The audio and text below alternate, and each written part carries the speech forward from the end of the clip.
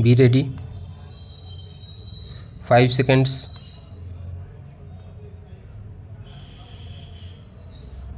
Start.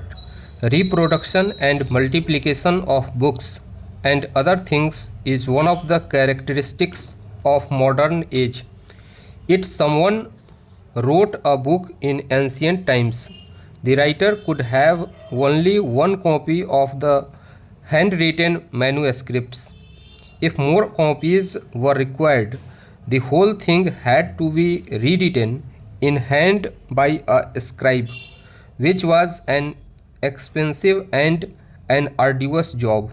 Today, on the other hand, if we want reproductions of a book or a given event, we have at our disposal not only the reprinting press but a few other scientific devices.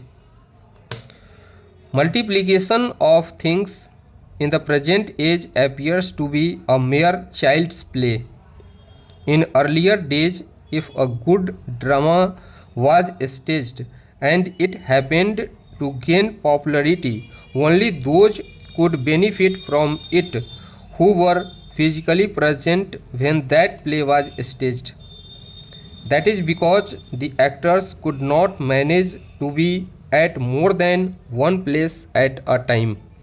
Even if a play was restaged, no one could guarantee that it would be rendered with the same skill and have the same effect on the audience as the original play staged earlier. All that has changed today. Now, we can have a play staged simultaneously at several places. We can have it cinematographed and in this way also reproduce the original voice of every actor. This is what is generally known as a film. Cinema is a very powerful medium for reprojecting ideas.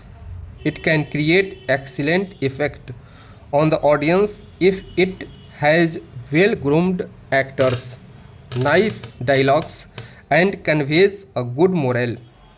But it is equally potential in its destructive powers if the characters are immoral, so that their life as portrayed in films tends to degrade rather than raise society. The capacity of the drama to do good or evil is limited in the sense that it can influence only those who see it enacted at one place at a time. But the capacity of the film is unlimited because of its reproductions and the large number of people who can see it any number of times at any number of places. It is therefore very necessary to be cautious in the production and use of films in order to ensure that they are utilized for the good of society. Broadly speaking, cinema may be said to have three main objectives, namely education, recreation, and propaganda, and these have utmost importance. Stop.